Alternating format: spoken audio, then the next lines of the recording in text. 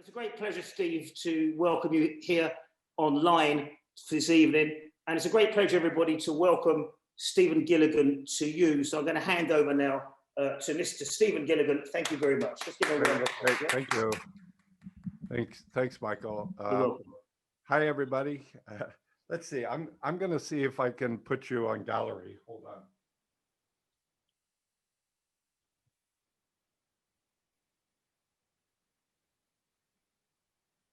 Oh, great. Much better.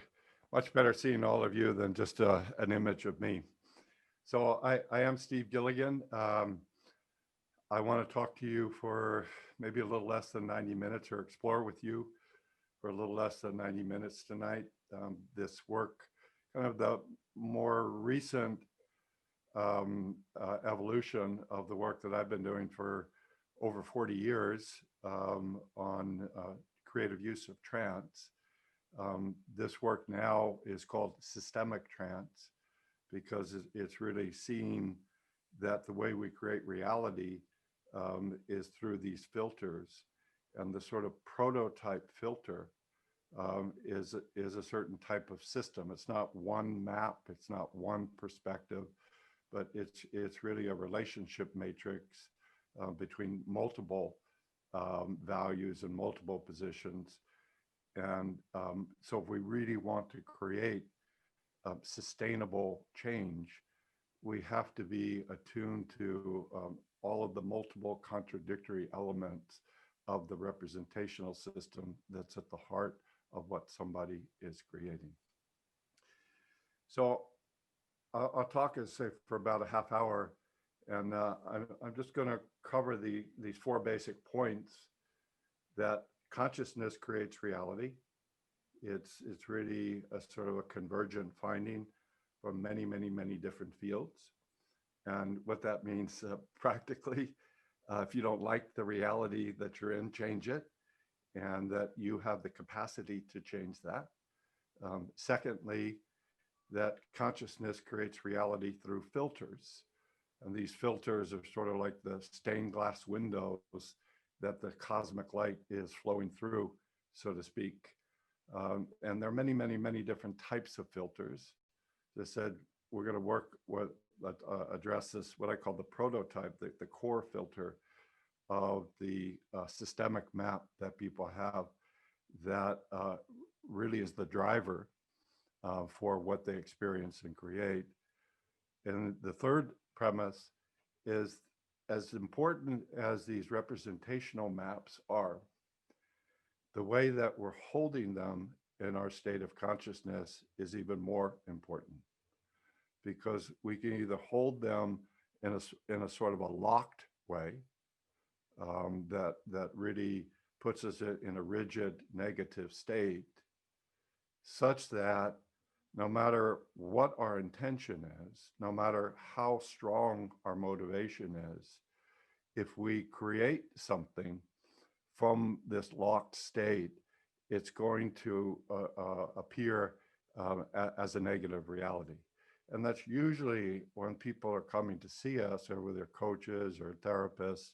It's in no small part because the person is saying, I want to have this sort of life. I would like to be able to create this sort of life, but every time I do, something different comes out.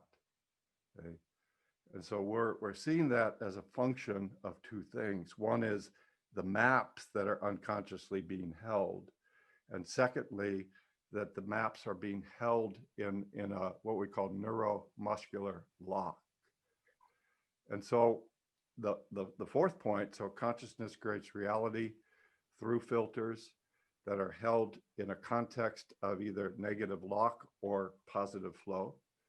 And then we see trance, generative trance, not the booga booga trance, as opening up this creative space that can download, so to speak, that can be able to invite in all the important players in that reality system. So your goal, your obstacle, your resources, your ideas about how do I get to my desired state, and puts them in this place where everything is a fluid variable. Everything, every part of that representation is positively valued. Steve, Steve, yeah. Sorry to interrupt you. We're getting some feedback that we could do a bit more volume your end. I don't know if you can turn it up or get closer to the mic. Yeah, I'm too loud. No, you're too. No, we need a bit more volume. I need a bit more volume. Yeah. How's that? We're just getting some feedback. We're just getting some feedback from the people in the room. You want to speak now, please, Stevie? Yeah. Can you hear me now? Is that better, guys? A bit more. Shit. Oh, excuse my friend. Shit. So you can say shit on Wednesday. All right, hold on. I want to just check Yeti microphone. Okay. Thank you for giving me that feedback, by the way. Oh, there we go. That's there good. You go. How's that? It's too loud now. That better? Okay. Did you hear none of what I was just saying? Do I have to repeat the whole thing? It probably is a bit loud now. Just take it down a bit. We'll stand away a bit. No, it's good. It's good. Okay. How's that? That's good. How's that? That's good. Okay. Thank you for that feedback. I don't know how the volume got turned all the way down on that That's mic. better. Good man. Well done. Thanks for your Okay.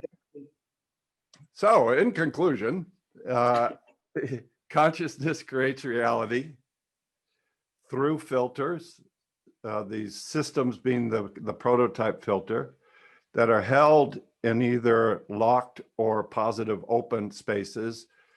Generative trance or systemic trance is a way of opening this conversational space that's really generative, really fluid, so that everything that's involved in that person's creativity process is put into this creative state. So every part is valued.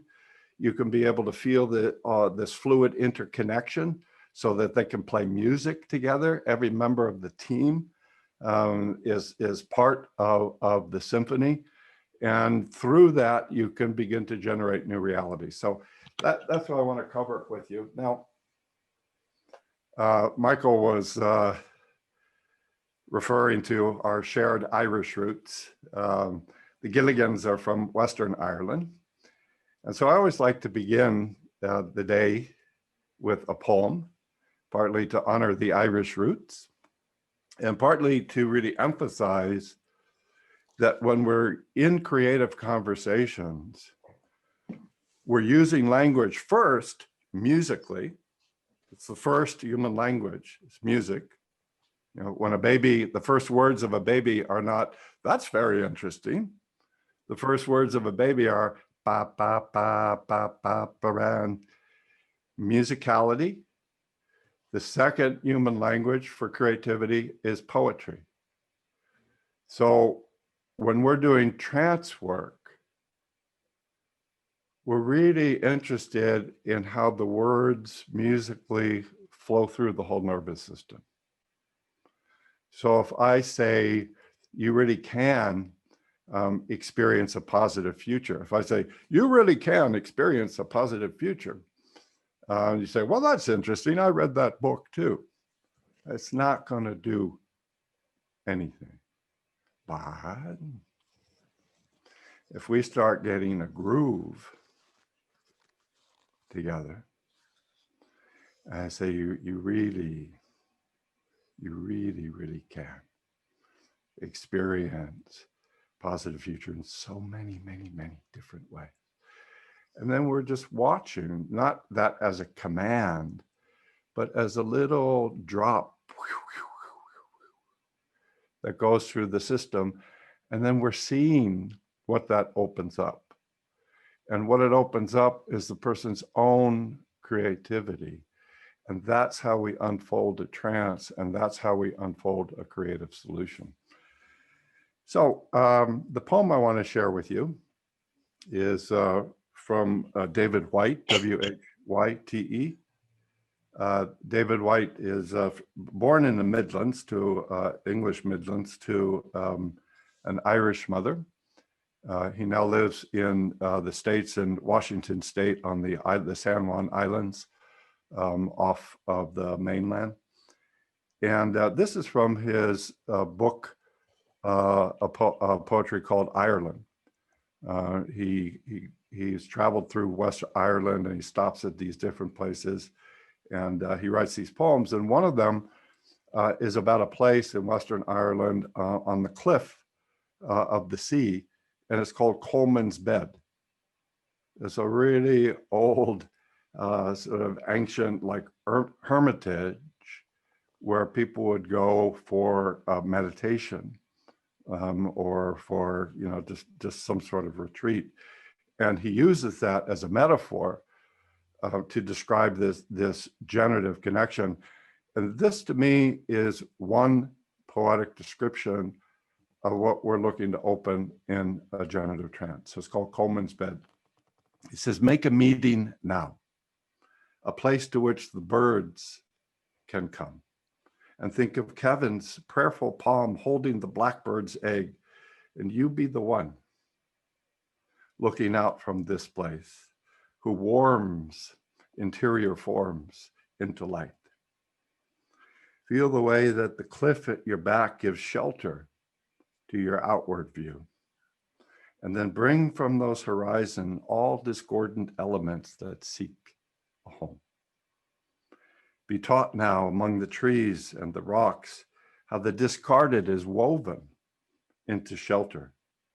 And learn the way that things hidden and unspoken slowly proclaim their voice in the world. Find that far inward symmetry to all outward appearances, and apprentice yourself to yourself. Begin to welcome back all that you sent away, and be a new annunciation. Make yourself a door through which to be hospitable, even to the stranger in you. Above all, be alone with it all. Hiving off, a corner of silence amidst the noise, and refuse to talk even to yourself. And stay in this place until the current of the story is strong enough to float you out. Go then to where others in this place have gone before, under the hazel, by the ruined chapel, below the cave where Coleman slept, and become the source that makes the river flow. Become the source that makes the river flow. And then the sea beyond. Live in this place as you were meant to. Become an ancestor to it all. The quiet, robust, and blessed saint that your future happiness will always remember.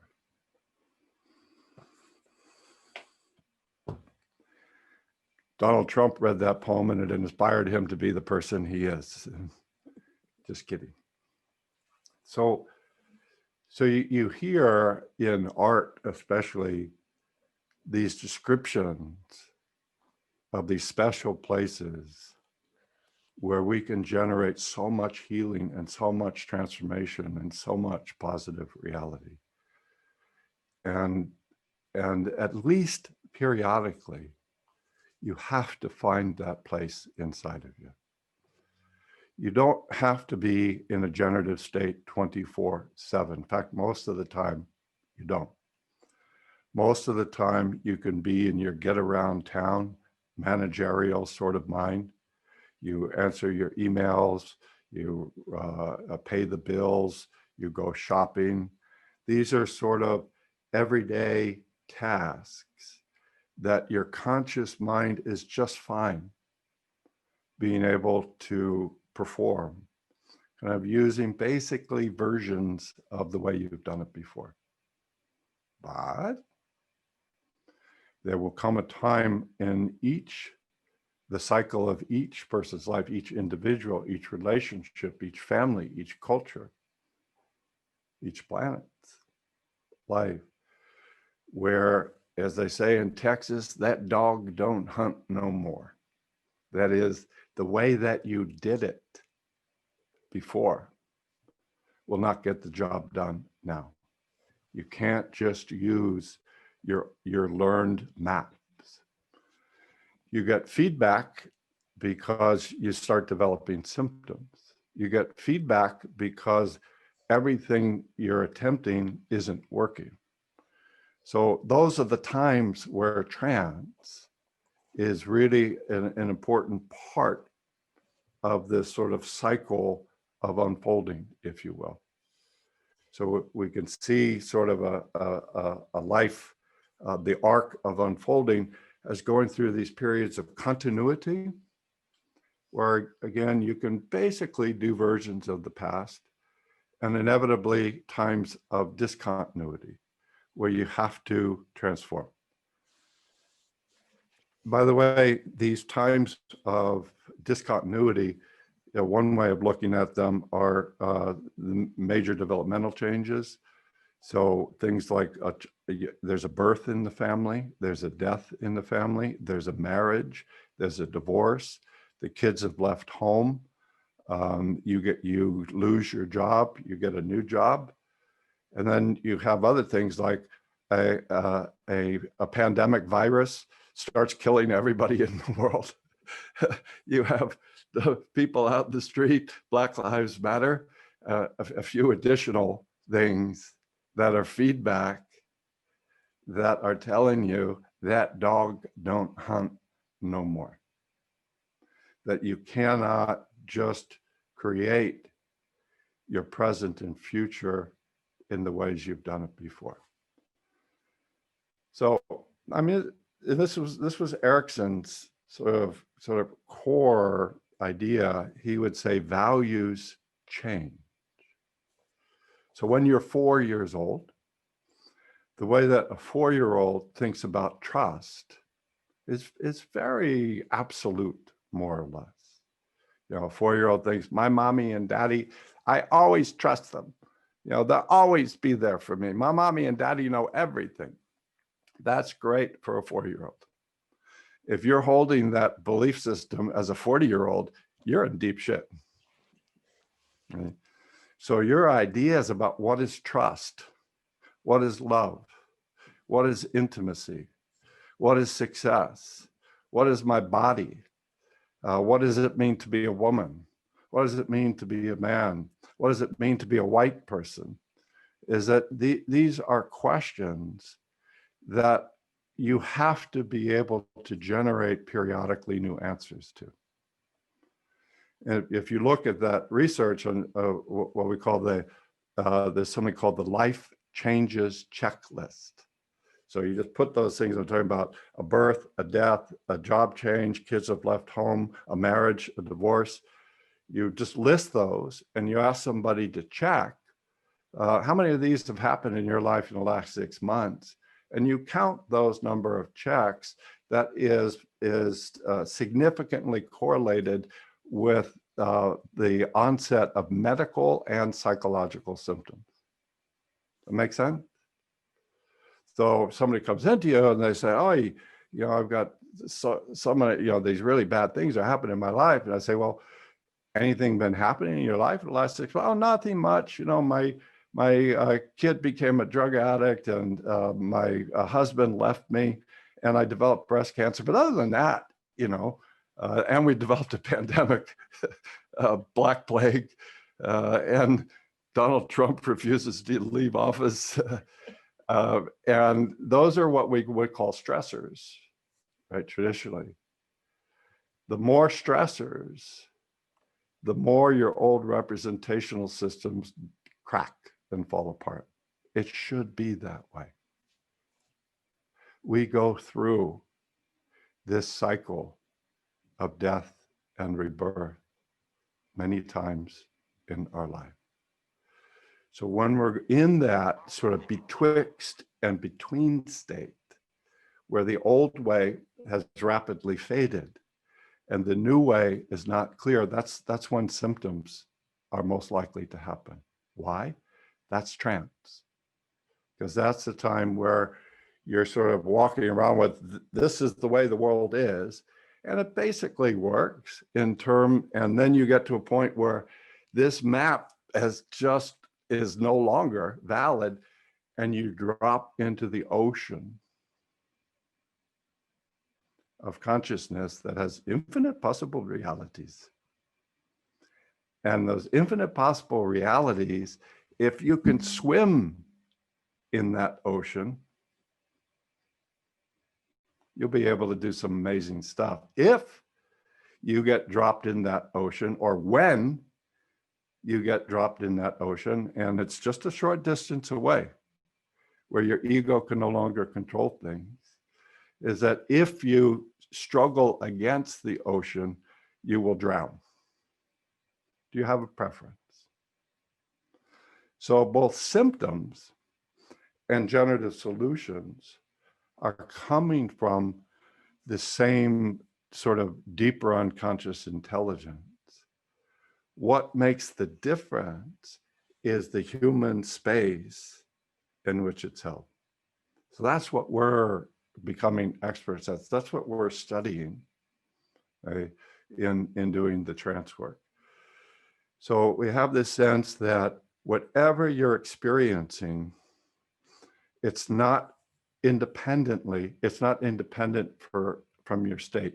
You are actively participating in creating everything that you're experiencing.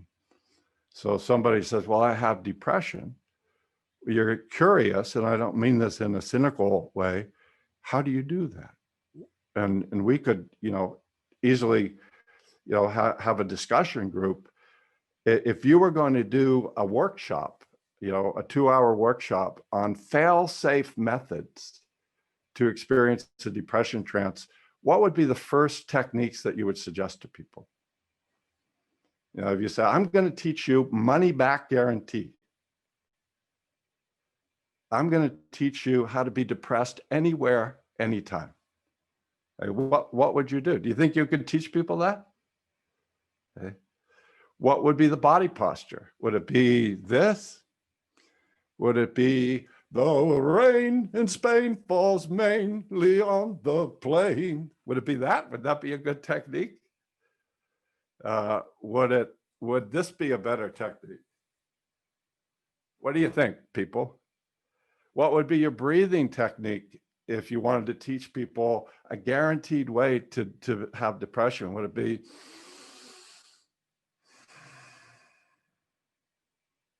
would that be a good technique for a depression trance? How about this?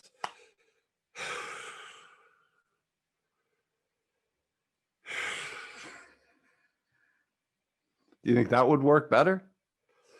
So when we talk about consciousness creating reality, we're really then curious, how do you do that? And that we call those trance inductions. You have a depression trance induction. You have a panic trance induction, but you can also gain these ways of working with your consciousness so that whatever is happening, you can use it to go into this positive, connected, resourceful state. That's what we're teaching in the work. So I say we do it through the filters. And again, basically psychology, I'm a psychologist. Psychology is basically the study of filters. You're saying, okay, let's create two different conditions, this social context and that social context, and see if that's our independent variable. Does that significantly affect people's experience, their behavior, their thinking, their judgments, etc.?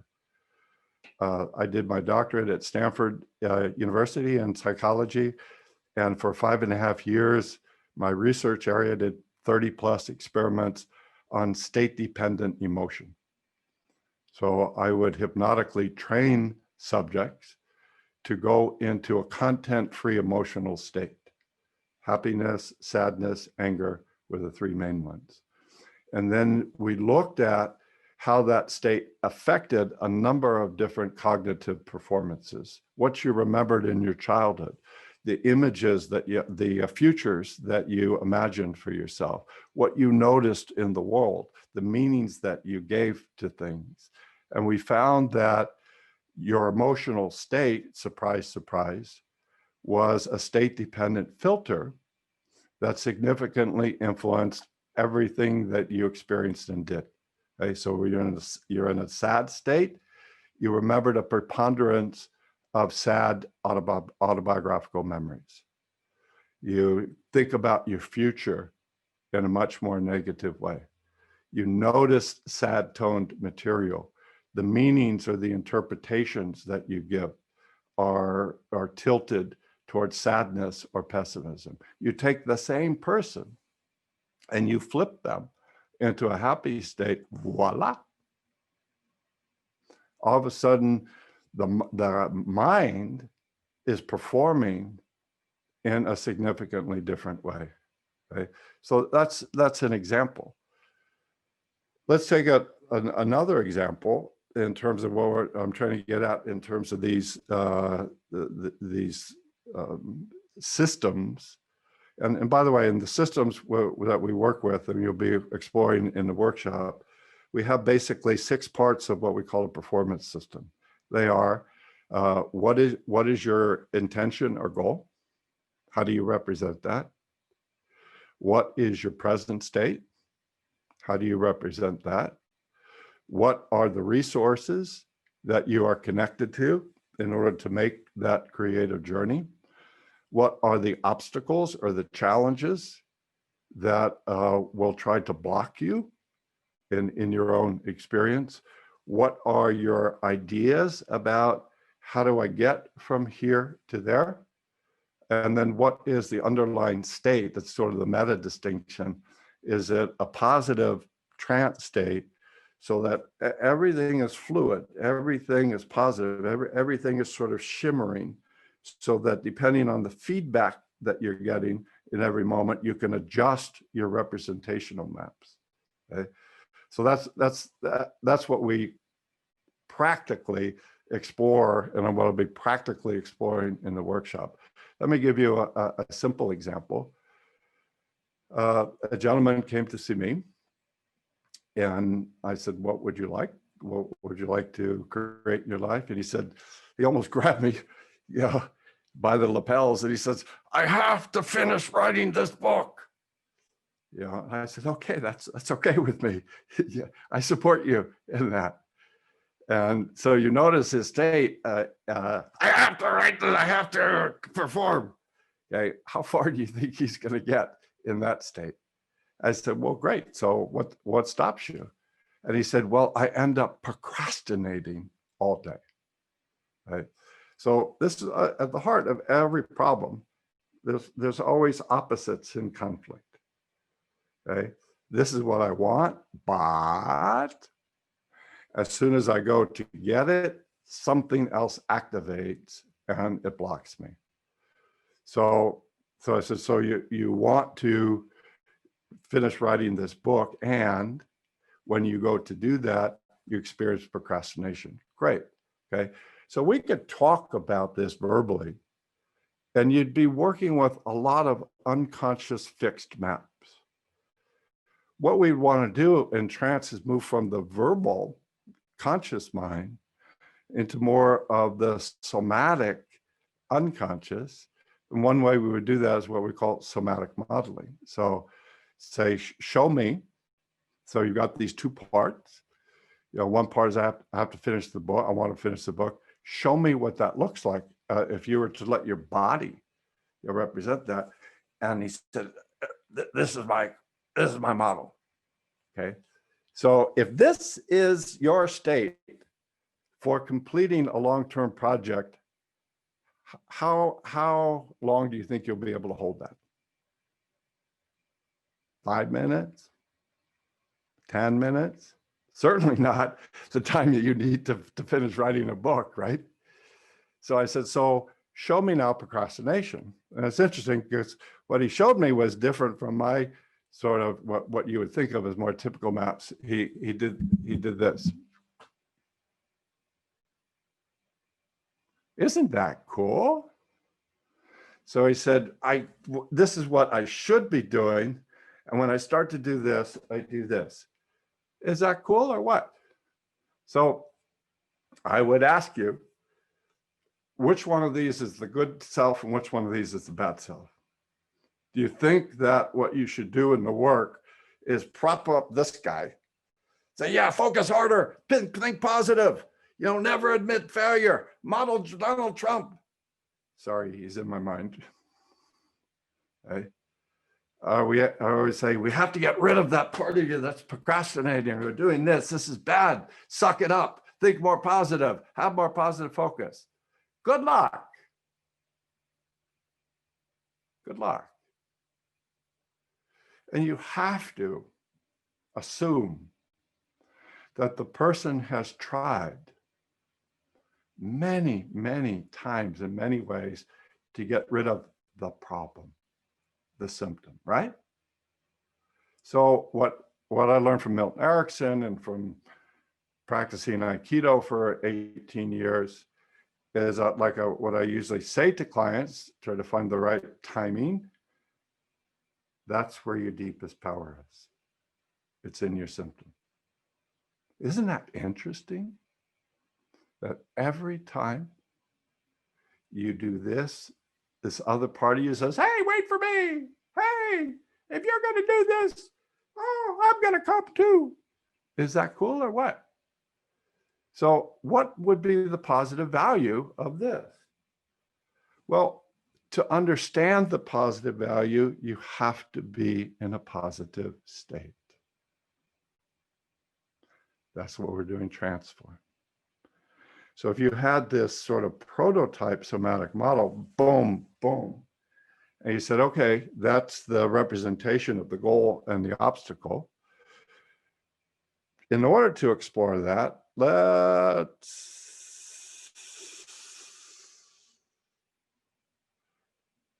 settle in, settle down.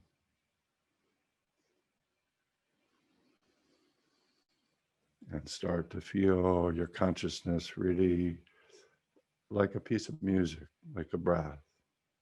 Relaxed, open, subtle awareness, chi flow, prana-based. Now, this is what we would call one example of a positive trance state. Now, only in a way that allows you to stay in this state, let's bring up these two parts again.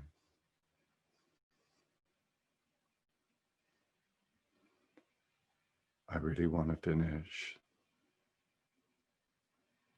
writing this book.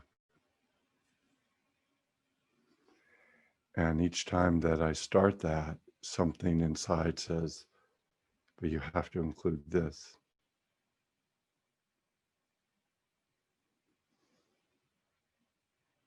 And now move back and forth.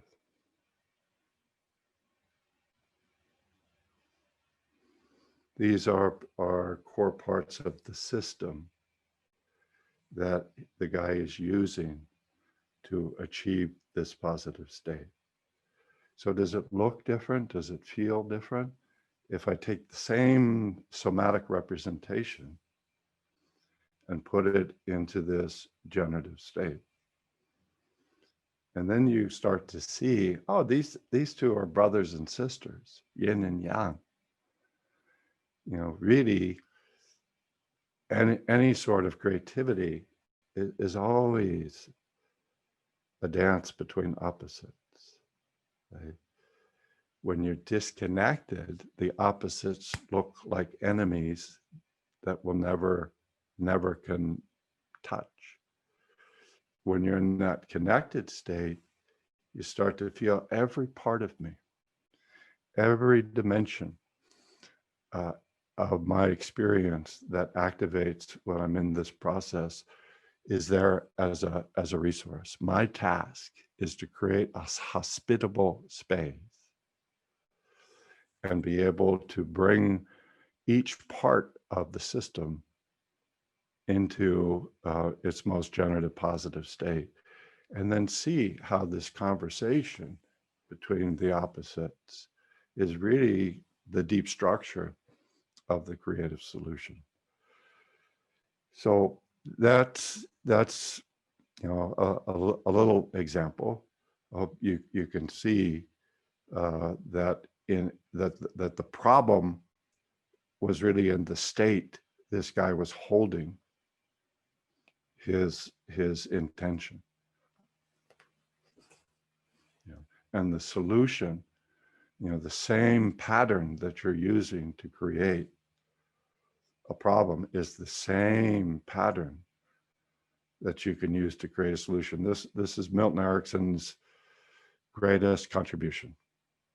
Okay. What trance is creating this hospitable, human, kind-hearted, mature consciousness, so that every part of the system gets invited in. Okay, let me give you one other example, then we'll do a brief demo. I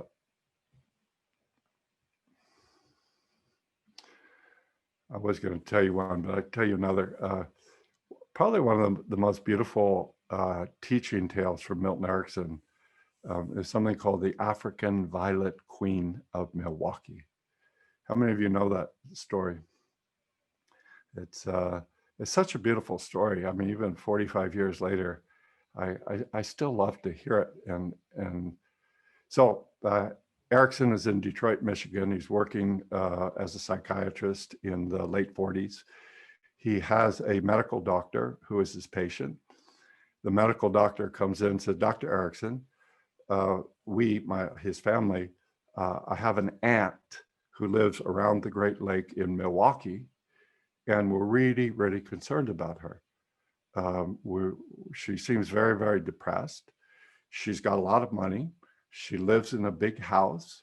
The only person she really talks to is her caretaker, this woman who is the housekeeper who lived with her. She only goes out one time a week to go to church on Sunday. We've been concerned about her for a long time. We've tried to get her help. She refuses. It seems like things may have taken a turn for the worse. I understand that you're going to be in Milwaukee on a speaking engagement next month. I wonder if there might be any possibility that you could pay her a visit. Erickson said, I'd be happy to. He says he calls her, and in Erickson's words, he identifies himself very carefully. And he secures an invitation to go visit this woman in her home. Goes to the home, he knocks on the door. She answers it. She's just totally gray, just totally sort of passive. He said she had what's called automatic obedience, just no sign of life whatsoever. Erickson said, may I come in?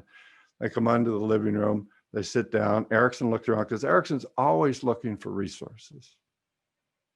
He's saying, okay, well, this is the presenting part, but the field of the person's identity is so much bigger. Let's find out where they have positive connection.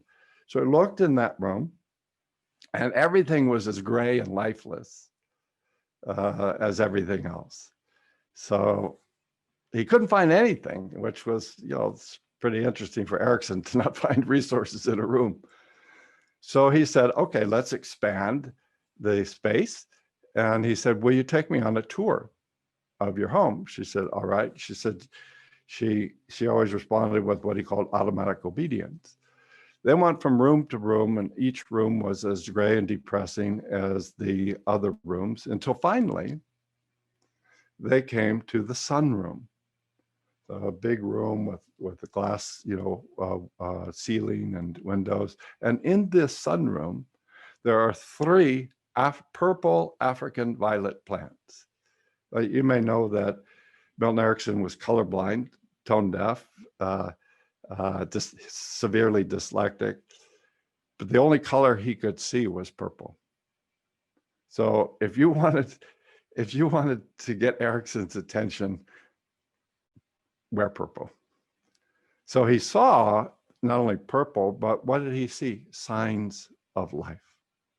Signs of life. My daughter during our pandemic, she's living on my property. She's turned me into a gardener, and she's got me to have plants all through my house, and they're beautiful, to have these living beings in my house. So he says to her, whose plants are those? She said, mine.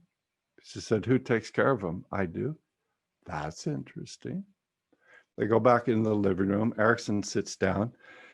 This is 1940s, and what a doctor was in the 1940s, very different from now. And he says he gives her doctor's orders. You probably get sued these days if you do that. But he said he gives her doctor's orders to do the following. He says, I want you to go with your house lady, and I want you to go to the nursery, and I want you to buy all of these pots and plants and gardening utensils and African violet plants. And I want you to go back home, and I want you to fill that room with plants, African violet plants. See what he's doing? Find where the spark is and breathe into that. African violet plants, that's where the spark of life is for this woman. So she goes and she starts spending like 4 hours a day. As he said, she got too busy raising African violet plants to be depressed. What her attention was quite different. Then he gave her a second doctor order. He said, when you go to church on Sunday, I want you to notice who in the church community is going through any significant change, what I was talking about earlier. So a birth, a death, a graduation, a job change, etc. And he said, when you see that person or that family who's going through a change, I want you to take one of your African violet plants and I want you to give it to them as a gift. So up to that point, she had basically been wearing a Harry Potter invisible blanket. Nobody ever noticed this woman. But what would you do if you're going through a significant life change and this old lady comes up with this beautiful plant and says, hey, I just want to acknowledge, what you're going through, and I want to gift this plant to you. How would you feel? How would you feel about her?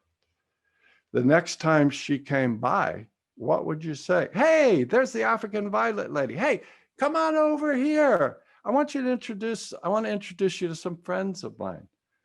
So she could no longer use her Harry Potter invisible blanket trance technique. And she became very connected to the church community, such that 25 years later, she died of natural causes.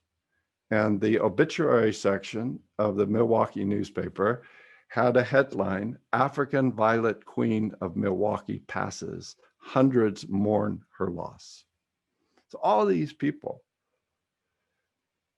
came out to acknowledge what a positive contribution she had made to their lives and to the community. Is that cool or what? Okay. So what trance gives you is this way to let go of your blinders. The conscious mind basically is focal attention. It's verbal brain dominated. It's insensitive to feedback that doesn't, it operates on what's called a confirmatory bias. A man sees what he wants to hear and disregards the rest. It has no direct connection somatically to the body. It doesn't feel a connection to the environment. That's a fucking limited learning state, wouldn't you agree? So what trance gives you this sense of drop down, center, open up. And so you feel the space in which I am exploring something is connected so many different resources. And that creates a fundamentally different reality outcome in the person's state. Okay, so that's a little overview. let's give let me just do a very brief demo. We're not going to do like a full session, but just a way to give you just a taste of what the work is about. And Michael, who are we going to bring in here? North Carolina, actually. So we're going to bring on Heather. North Carolina. North Carolina. Heather, Yeah, where no. are you? So how can you pin or spotlight? No, we're going to pin her now. I'm just going to find her. Heather, I'm. Hello. Heather, where are you? You can see me. I'm spotlighted. Have we got you spotlighted now? No, I'm seeing the gallery. Yeah, you have to go to speaker view, Stephen. If you go to speaker view, you'll see Heather. All right, hold on, I'm getting there. Now, everybody else, can you see from speaker view, because there's different programs here, can you all see when you're on the speaker view, Heather and Stephen? You all see that? Just because otherwise, the other way to do it is everyone turns their camera off. So if you all, can you all from speaker view, just show me your thumbs that you can see Heather and Steve, yeah? Good stuff. Okay, so Steve. Yeah. You should better see yourself and Heather. Yeah. You just want to see Heather. Heather, or do you want to see yourself as well? Where do you live in North Carolina? Raleigh. I'm in the Raleigh-Durham area. Right. Okay. So you guys voted for Biden last night, right? Sorry, it's still pressing deeply in my consciousness.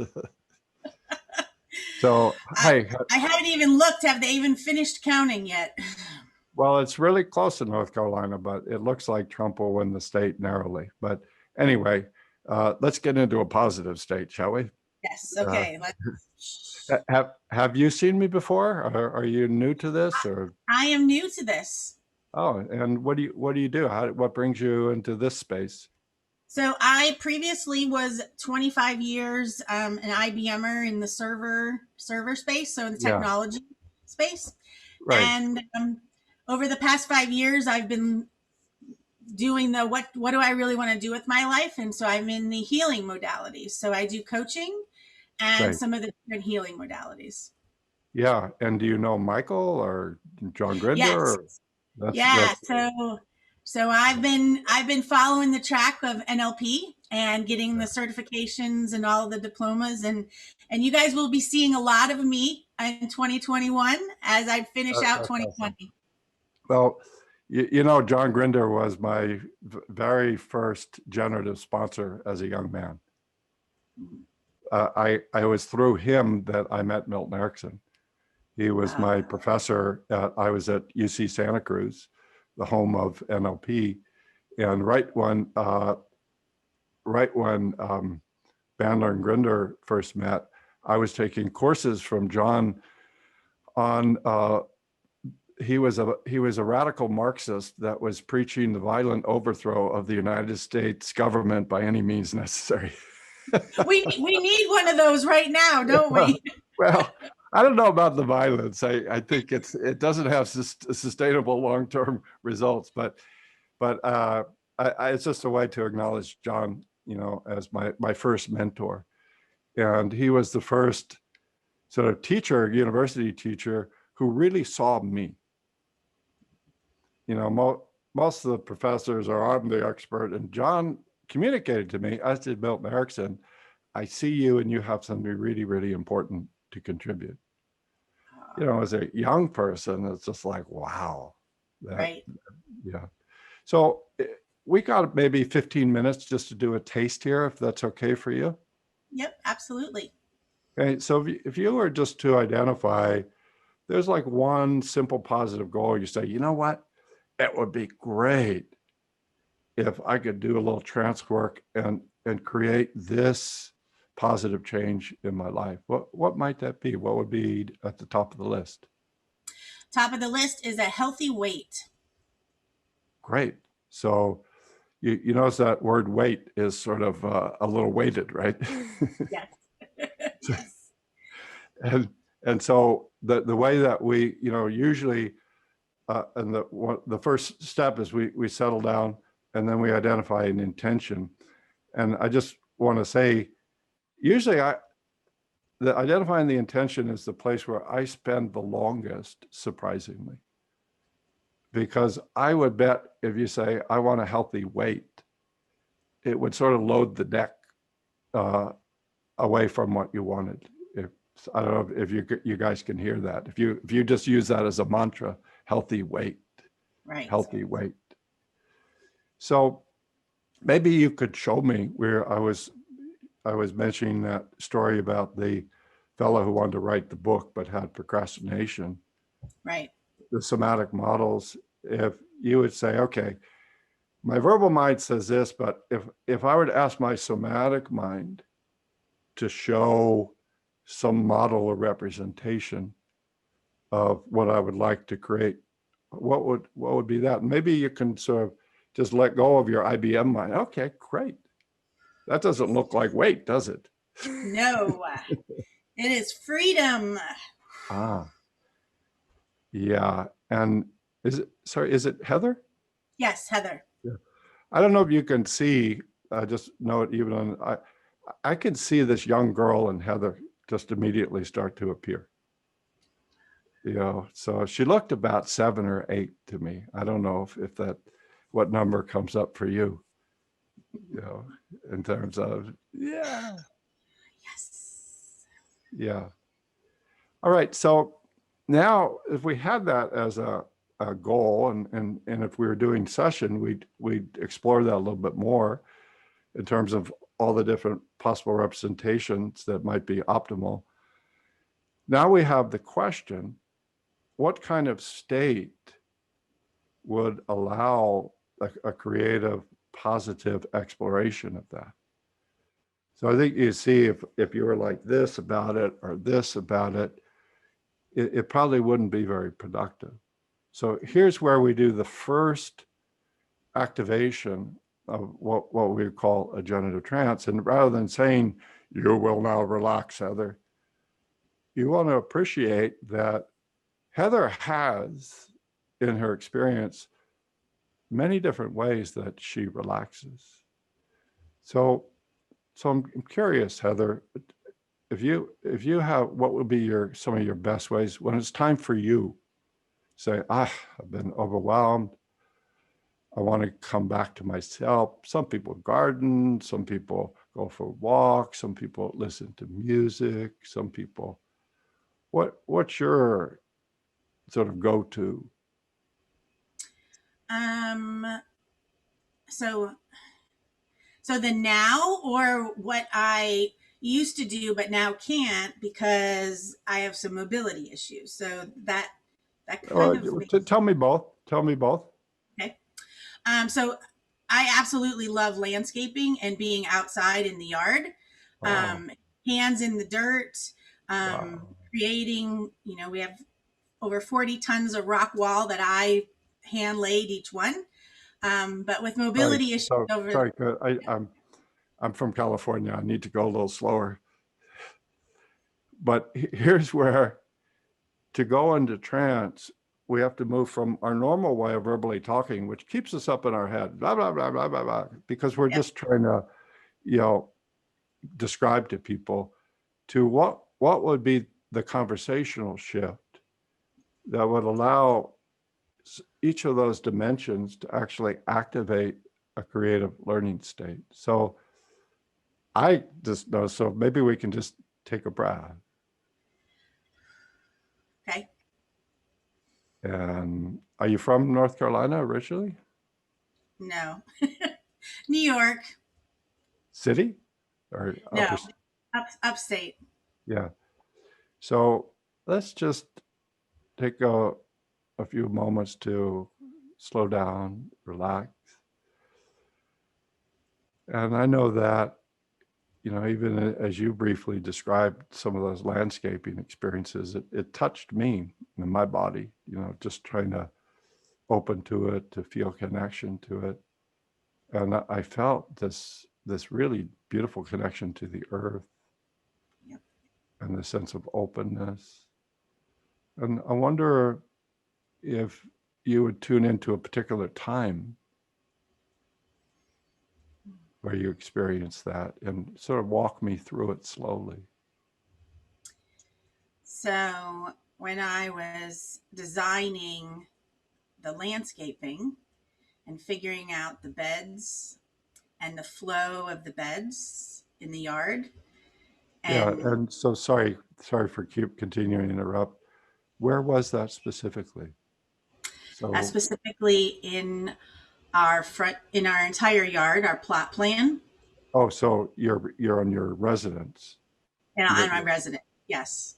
Oh, that's great. So I would just invite us both to step into that and say, wow, that's really good that experience is so present inside of you. And to feel what it's like as you slow down, it's nice to feel your breathing changing, isn't it? And to feel as you sense that, how low can you go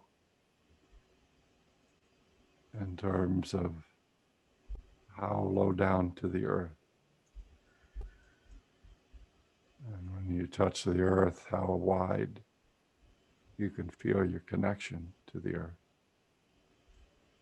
And if you were thinking as a tree, or thinking as a root, it would be quite a different mind, wouldn't it? Absolutely. Yes. Yeah. And I think you can hear not only the tempo, but the quality of where Heather's voice is coming from.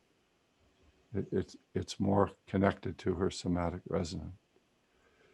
So if she really wanted to explore, how do I shift my whole body image? How do I shift my connection to nature, the nature of the body, the nature of how to landscape something, to change the nature of the body, to be able to feel that really beautiful connection down into the earth, so that you have a sense it's always with you, the earth, the flower, the capacity to change. It's always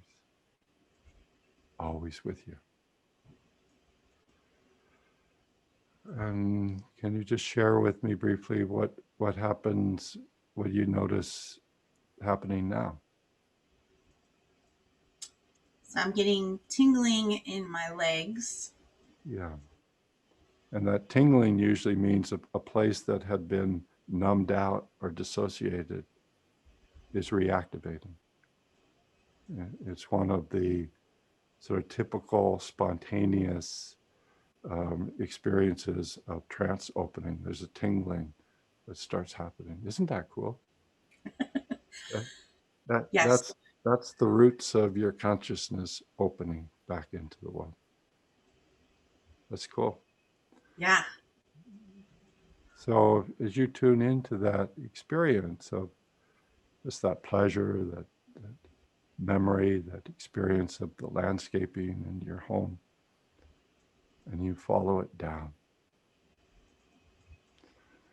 just notice in terms of any visual, any somatic, any breathing, any symbolic images, any more tingling, any slowing down. Oh, it's so nice to know that you can be able to let your consciousness shift to be in accord with nature. And tell me what you become aware of now, Heather. So the tingling is moving up and more up at the hip area. Wow. And I'm hearing and seeing the hawks and the big birds of prey that love to just fly. Yeah. And Is that P-R-E-Y or P-R-A-Y? P-R-E-Y. Let's see what they are in 2 minutes. You're accessing my Catholic upbringing. Yes.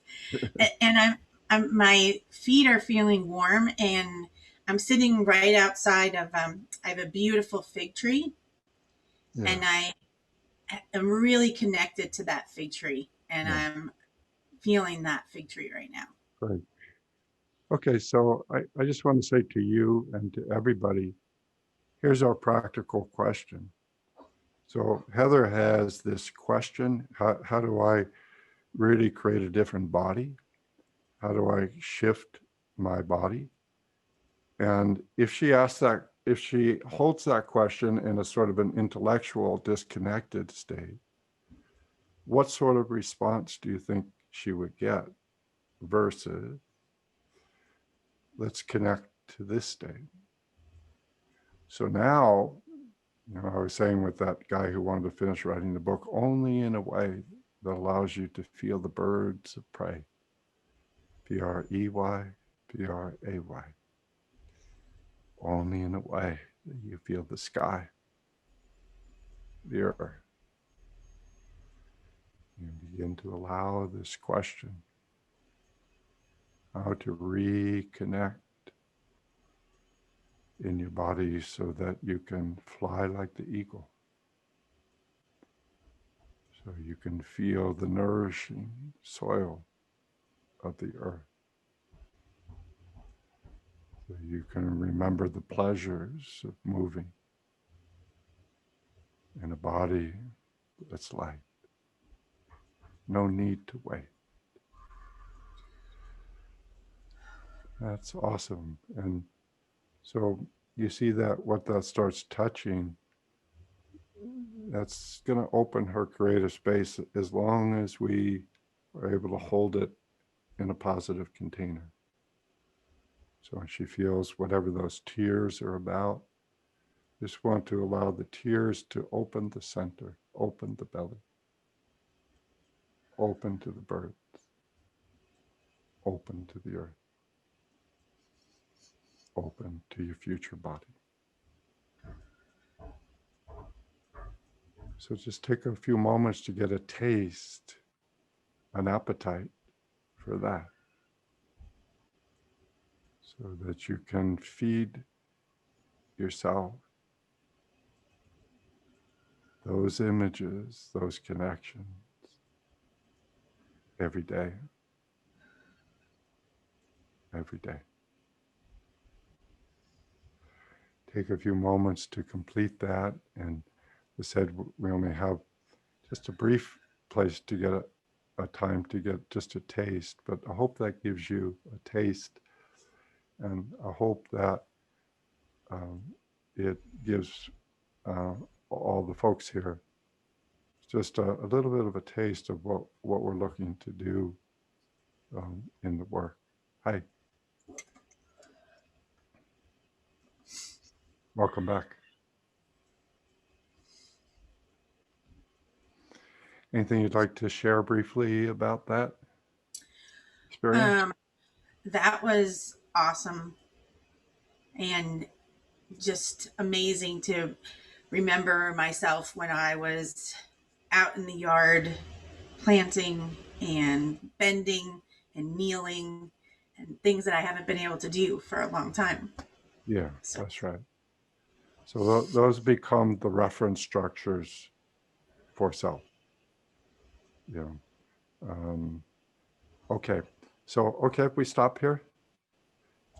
Yes, Really appreciate you sharing a piece of your journey in your life for all of us, and hope what we did is helpful for you. And maybe we can turn the gallery back on. And usually what we like to do on the not only live but in the virtual is just have people any sort of appreciation people want to send Heather's way. So anything you want to say visually, or you can turn your mic on for a moment, and you've got just 30 seconds to send her any sort of appreciation. Heather, you did such a good job. What a beautiful, beautiful job. Excellent. May you be light. May you see the birds flying over you in the garden. Come on, is that it? Come on, you guys, Jesus. Beautiful. Hi, Heather. good job, Heather.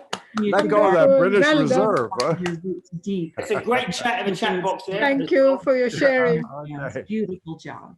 Yeah, There's some lovely messages there for you, Heather, in the chat box. awesome. Now, I would just add briefly, this is a piece of the work. We would then need for any sort of sustainable change. The person is going to have a number of objections or parts of them that say, I better not, be in a healthy body because. And so we need to find a way to include those members of the team into the community conversation as well. And then to do that, we'll realize one of our jobs in helping people is to make sure that they stay in a resource state. So as they start going through some more difficult stuff, you're really paying very close attention. Any point where they look to be overwhelmed or shutting down, and immediately we go to their version of African violence. We immediately go to what's another resource in this person's life. And so the conversation for sustainable change has multiple members in it, and it's not linear. It's working like always to find a balance in the ever shifting mosaic of what's happening in a person's reality. So again, one of the main differences between the conscious mind, the unconscious works in terms of the whole system, right? It's got a whole system of multiple contradictory parts. It's a community of mind, right? And there are multiple contradictory parts that say, the conscious mind focuses on one position. It's people say, think of the unconscious, the light of the unconscious like a lantern. It's like a lantern. So it sort of diffuses to the wholeness of the whole community. Think of the light of the conscious mind like a flashlight. Okay? We need both. But in our present society, we're so addicted and increasingly so imbalanced to just spot flashlight consciousness that when we need to come to these places where we need to transform and integrate the deeper system of our identity, we can't do it if we're just doing flashlight. We have to move the flashlight to a lantern and then be able to see who's part of this system. What ages are important, what objections are important, what beliefs are important, what resources are valid. And what trance allows us to do, a generative trance, is have this conversational space where everybody at the table has a voice, where everybody in the orchestra, their music is listened to. Okay, so maybe we'll have a little Q&A, Michael? Yeah, one sec.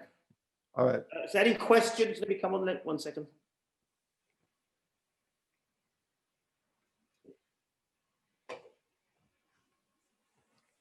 I pushed the wrong button. Any questions, guys? If you want to put your hand up, and I'll come to you. You put your hand up or your thumb up in the chat box. Questions? So we've got a question from Beth. I just spotlight you, Beth. There you are, Beth. How are you today? You got to turn your mic on. We can't hear you yet, Beth. There you You go. weren't letting me. We've got you now. Okay. I'm pretty tired. I was up at 4:30 because of the elections. And I'm wondering about how the polarization on a larger scale can be, whether these principles can be applied on a larger scale. How can a space be created within which two very polarized energies can have a conversation that's more diffuse? Yeah, well, and you want a 2-minute answer to that. I mean, most of us have been holding that question, because what's happening now in the world, I mean, I'm 65 years old. I have never experienced anything as intense as this year. You know, it feels like every part of the system is like an earthquake, you know. So the question, Beth, that you're asking is a crucial one. I think one of the things that is not happening, and understandably, is a listening space is not being present in virtually any of these conversations. So, you know, I worked, you know, when I had a therapy practice up in my office here in the home for about 30 years. And the two main populations I had were couples and trauma survivors. And couples would be sort of a micro example, but also always the conflicting parts that are at the heart of a person's problem. And what do you need to do? You need to create a space. If you're working with a couple, whether it's an intimacy couple or a business negotiation, where this person's reality has to be completely welcomed and understood. Doesn't mean all behaviors are okay, but that person's reality is given a space, and you're looking to reflect it back until they feel heard. And then you have to do it for the conflicting part or parts, okay? And that's an interesting process. Now, for me, you know, when I loved working with couples, but when you get to the point where you feel, oh, this is this person's reality, and this is this person's reality, and then you look, and always my sense was, it's fucking impossible to have any shared solution between these two people. And that I learned, that's the signal I'm on the threshold of being in. That's what they're feeling. So now I have to drop down, center, go underneath the differences of the parts to hold a place of conversational wholeness. Okay? So that's my basic solution. And, you know, I think we need that, you know, I mean, everywhere in the world, the United States, you know, we're both Americans, and I think it pains everybody how vicious the difference is in the United States. And so creating a shared space of listening where you can be able to have contradictory truths held at the same time, that's one of the things that trance can gives you.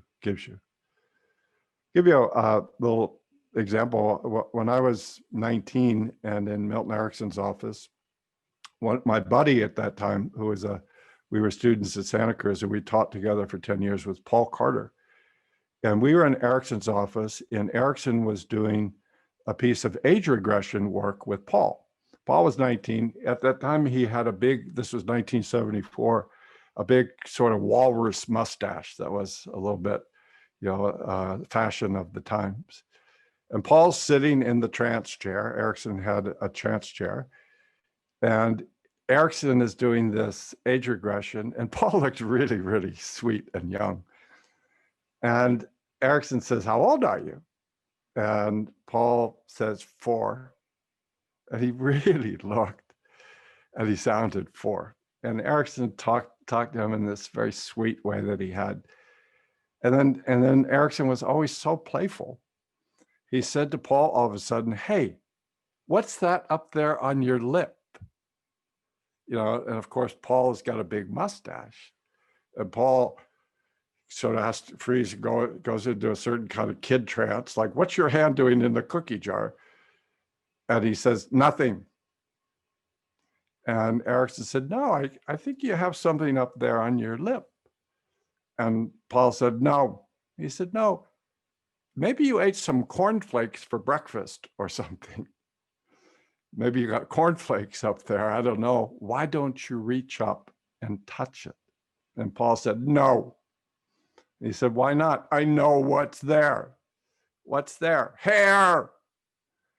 An adult wouldn't say hair, right? An adult would say mustache. And Erickson is saying, "Wow, that's interesting. What is hair doing on the lip of a 4-year-old boy?" And Paul Well, you know, the sign that it's time for trance is I don't know. That was Erickson's favorite statement when a student, a patient, or he would say, I don't know. That's where trance comes in. So Paul has to go into trance, and then he gets bright-eyed. He said, that's easy. That's when I was older. And Erickson laughs and starts talking to him. What a nice thing to know, that in trance, you can be 4 and 19. You can be a child and you can be an adult at the same time. You can have a part of you that really wants to connect with people, and a part of you that really, really needs to stay away from people. Okay? What trance, you know, one of the defining characteristics of trance is what's called trance logic, which is the capacity to experience contradictory realities simultaneously without conflict. For the ego mind, one truth per customer. At times of transformation, you always have multiple contradictory truths that are simultaneously active. Trance is a place where you can hold opposites. Look at it. It's the creative principle of all art is this connection of opposites. So we have a big challenge, you know, in terms of these seismic changes that are happening in the world, in terms of gender, in terms of sexual preference, in terms of race, so-called racial. It used to be that white Christian male predominates. That's the ego power. One part of the system could and should control the whole of the system. That dog don't hunt no more, sister.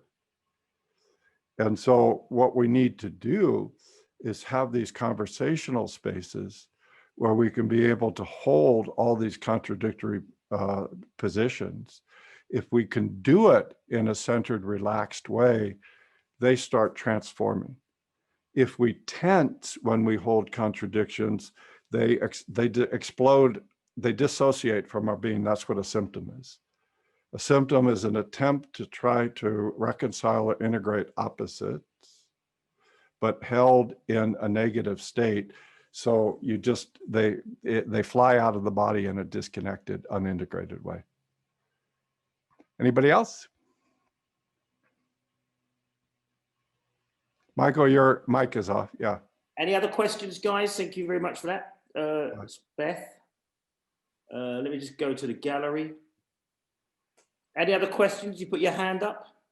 There's a couple of, so we got a question from Dina. Here you go, Dina. You're up. We can't hear you yet. You got to turn your mic on, Dina. Turn your mic on. You ready? We can't hear you, Dina.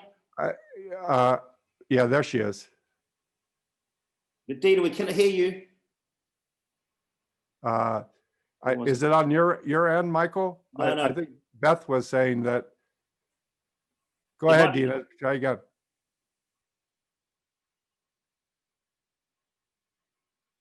No, we can't hear you, Dina. Is it a question? Do you want to type it in the chat box, Dina? Okay, well, let's try one other person. I'll come back for the last question to Dina. Okay, Dina, if you get your mic fixed, I'm just going to go to gallery view. Any other questions, ladies and gentlemen? We've got a question from Javier, a good friend of ours, actually. Hello, Javier. You're very welcome here. Good to see you, sir.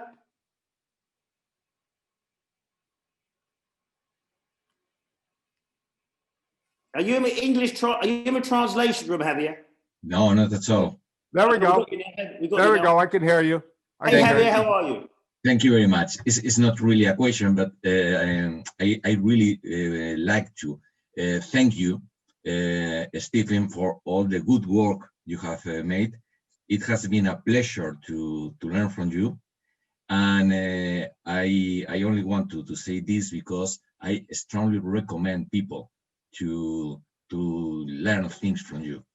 Oh, It's not a cognitive process. It's not a cognitive learning from me, but it's a shift in the quality of the way you handle people. So it was a pleasure, and I want to say thank you. Where are you from, Javier? Spain. We met in Barcelona in the Trance camp. Oh, yeah. Well, I was supposed to be there. You know, I'm doing the Barcelona supervision virtually from here starting tomorrow morning. Yeah. I was supposed to be in Barcelona, and then Germany, and then Paris, and then the center of the known world. Here I am in my sitting room. So you have the best host, Michael, the good friend and best host, and you are a great teacher. So Great. thank you very Thanks. much. Thank you. Thank you. Thank you, Javier. Okay. Is Dina, are we able to get Dina in? Well, she's typed her question in the box. Let's try and get her up again. It says, when Stephen drops down, is there an image he visualizes to help him get that centered state? That's from Dina. I'll just bring you on now, Dina. Yeah, well. Hello, thank you. There you go. Oh, thank you so much. Lovely to meet you. Yeah, where are you from? I'm from London, and my mum actually did a course with you a while back, and so she was so excited for me to be on this course with you. Yeah. Yes, so. Yeah. So you want me to answer the question that Michael read? Yes, well, I had two questions, but one I wasn't sure if you could answer it. I know it's probably a bit of a broad question, but I guess the question is, if you're in a triggered state or a state, what is the quickest way to get into the drop down state of that you do with where do you visualize something, or are you talking about me personally? Yes, you personally. I think at that point you do nothing except just surrender. Okay. I mean, you know, so when you're in a locked state, what you're calling a triggered state, that's what we call that negative neuromuscular lock. Okay? And there's so many versions, but I'm saying that's the base for all negative experience and behavior. Okay? So you're going to hit it many, many, many times. You know, you'll hit it multiple times a day. Okay? What you're looking to do is, if you try to do something, you're actually, we have a saying, I don't know if it's a British saying as well, in an American slang, is when you find yourself in a hole, stop digging. You have that saying? So what that means is, we're really looking at, in trance work, the difference between doing and not doing. And the doing usually activates this conservative performance state where you're basically in neuromuscular lock. Okay? At that point, you're basically saying, I've considered all the possibilities, infinite ocean of infinite possibilities. I'm selecting this one, and I'm going to focus on this one. That's important. Lantern, flashlight. But that same underlying state happens when you get triggered. So we always trained in Aikido, you know, whenever you get grabbed, you don't resist it, you just relax. Don't collapse. You just relax, and you practice this over and over, and you look at what happens to your attacker. You know, when they're attacking you and you are fight, flight, freeze, or fold, it actually feeds sadistic behavior. And what happens to you? So what we're learning in trance, and there's never one way to do it. You know, so what Heather and I were doing, that was finding one way for her. Okay. Erickson used to, because when I knew him, he was an old man, and he had so much pain in his body that he would usually have to do 4 or 5 hours of hypnotic pain control before he came out to see us in the morning. And he would have maybe a a working list of maybe 10 different ways that he could work with alleviating pain. Anytime you have a chronic condition, there's never one technique that will work all the time. Right? Okay. And then there would be some times where none of them would work. And at those times, he would say, this is when I have to turn it over to my unconscious, go into trance and ask my unconscious, using his terminology, to create a new one. Okay. You know? So what we're really looking to do is learn how to think of surrender as our deepest friend. Most of us are carrying this belief: if I relax, the old unintegrated trauma is going to overwhelm me. So I have to make friends with surrender. And then I need to find multiple ways that work for me. And so now when I work with anybody now, I have a requirement that they make a commitment to at least 45 minutes of practice every day. You know, say, I don't, it would be a waste of your time and your money if you don't do that. Okay. Because you could do these great things in session, you know, whether it's trance session or an NLP session, you know, and then you go back out into your real life where, as you say, where there's all these triggers.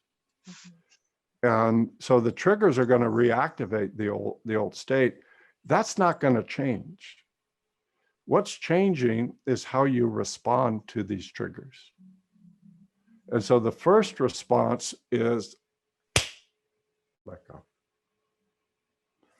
So we drop down, you know, so any way that you can practice that, and I think it has to be a daily practice. And we realize all of my health, all of my happiness, all of my creative growth is dependent on being able to surrender, to be in a state of no tension.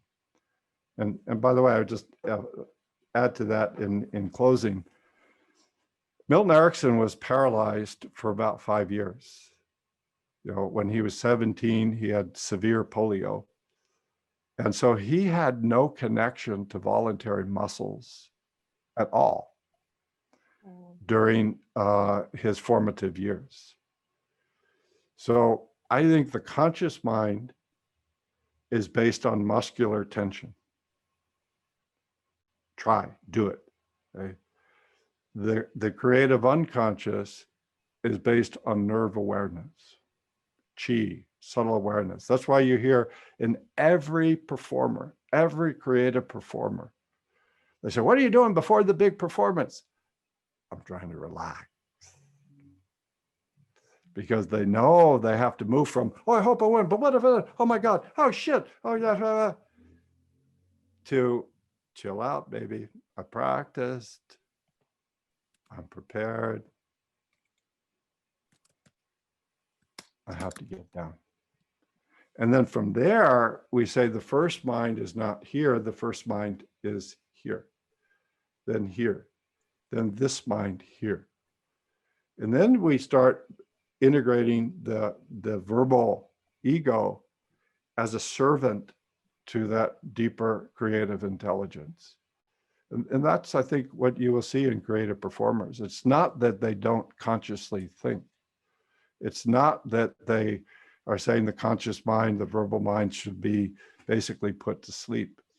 It's that it's integrated in this deeper system where it's not that it's a servant, basically. It's connected and it's getting feedback and it's looking to represent something deeper. That's my response. Thank you so much.